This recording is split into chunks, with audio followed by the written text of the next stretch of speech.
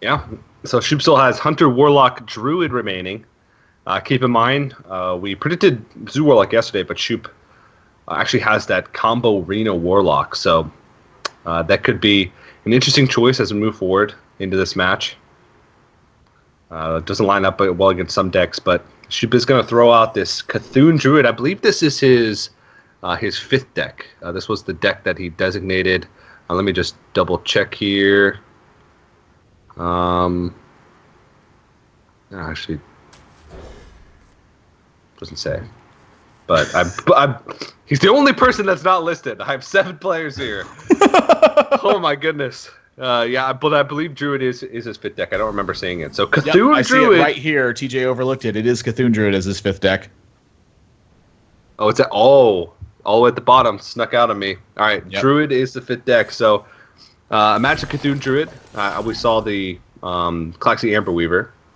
And this is also the fifth deck for TerrenceM. So this is sort of the stepchild for both of these players.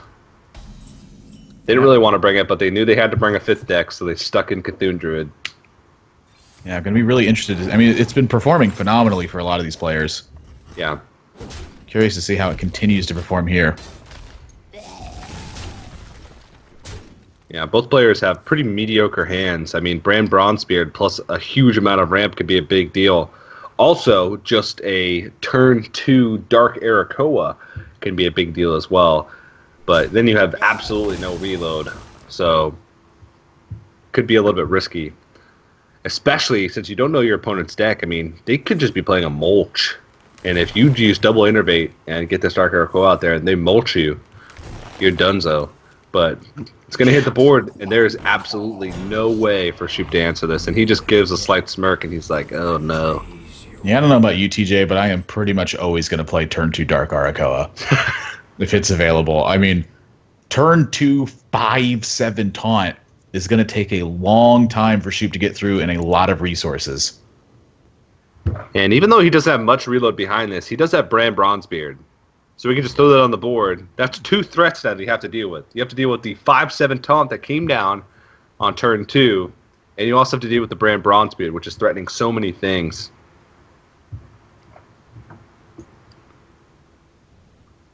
Well, I mean, what do you even do here? He's going to innervate out of Nourish. Try and find an answer. Or just gain mana crystals. Yeah, going to be tough. I mean, I think he needs the mana crystals just to try to find a way to keep in this game. It's obviously going to take some top decks from this point. And having the Brand and Disciple of Cthulhu will put quite a bit of pressure on the Dark Arakoa. Maybe the Brand is going to be the brunt of this target, but your opponent's kind of already got a major problem on board. I don't know if you can afford to try to divert it to 2 different things. Yeah. Well, Shoop's kind of thinking here.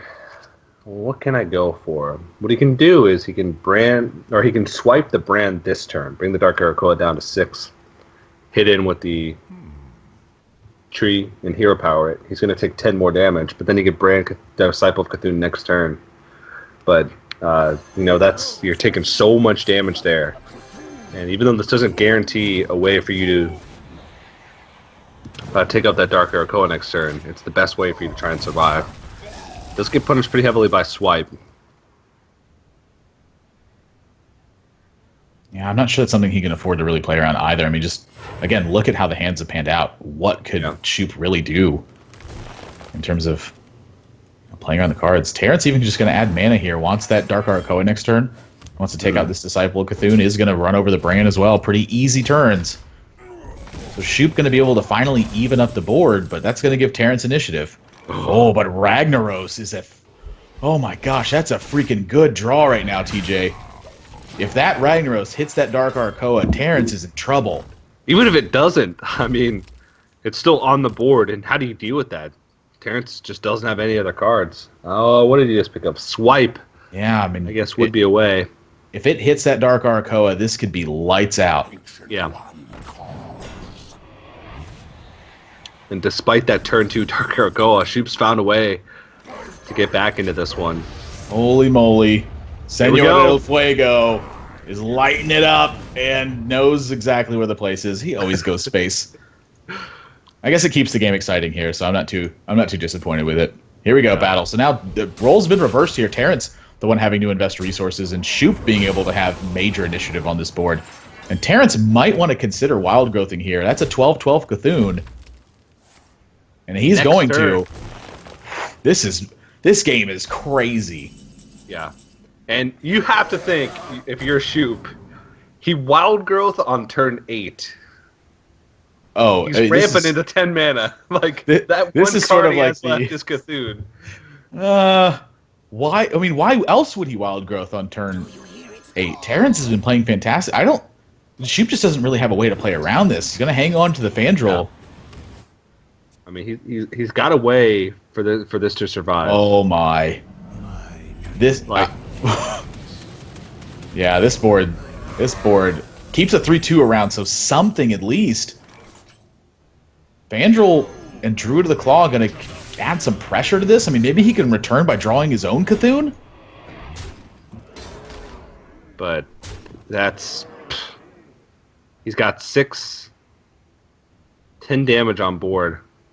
But I mean, his Druid of the Claw is for sure going to die the next turn. What can Shoop draw that's going to win in the game? I mean, I think you innovate out Hero Power here just because it opens up either second Swipe or second Druid of the Claw for you to win the game next turn if your opponent trades 1 minion and Hero Powers himself. So that Innervate definitely makes sense. Innervate's not getting any better as well. You're only getting 1 draw per turn unless you get a Nourish into something else, which a lot of times this deck only draws 1 Nourish, but that Disciple of the Cthulhu should just, lock up the game. It's going to take out the Twilight Elder. There's not going to be really any outs here for Shoop. What can he possibly draw? You get the luckiest Cthulhu of all time. Yeah. His Cthulhu's only plus 11, I believe. It's only 11/11. And there's Wild Growth, so you can dig a little bit more, but... Mulch, maybe? Thinking like Wrath into Mulch would be pretty solid. Or Raven Idol. Oh no, it's 1 turn away. It's a 12/12 actually. So hang on a second. If he just pushes damage here, 14, there's too much on the return from Terrence. So if he just attacks the 2/1 with Fandral, puts his Hero Power into face, I mean, it's infinitesimally small. I don't even know if that's the right word. I probably should Google that before I use that word. Sounded good. Sounded real good. Well, it's still a possibility. So with 5 targets, you have to win a 1 in 5, at least 10 out of the 12 shots. So you're saying there's a chance. Yeah, and I guess it could kill the Azure Drake first, and then win a 1 in 4, 11 out of 11 times. So you're saying there's a chance. Unlucky. 12/12 Cthulhu actually seems just really underwhelming. 12 shots goes very quickly. But that's going to be TerrenceM taking the win, tying up the series at 1-1. And Battle of Cthulhu's. A lot of times that matchup does come down to whoever draws Cthulhu first when one player doesn't have a substantial board lead wins. And, there's a lot more that goes into it, of course, before that to get to that point. But definitely solid play for both players. TerrenceM just finding a way to make use of not very many cards, but lots of ramp in that early game. Yeah, the turn 2 Dark Arakoa looked like it might have been just unrecoverable. Yeah. Shoop found a way to recover, and then just the Cthulhu wiping out his Azure Drake. Yeah. And just being a 12/12 is it's kind of enough sometimes. You pretty much said all the analysis there. The player who gets the first Cthulhu oftentimes is the one who's very far ahead, and that's just exactly what we saw that game. All right, moving into game number 3 here. It's going to be Warlock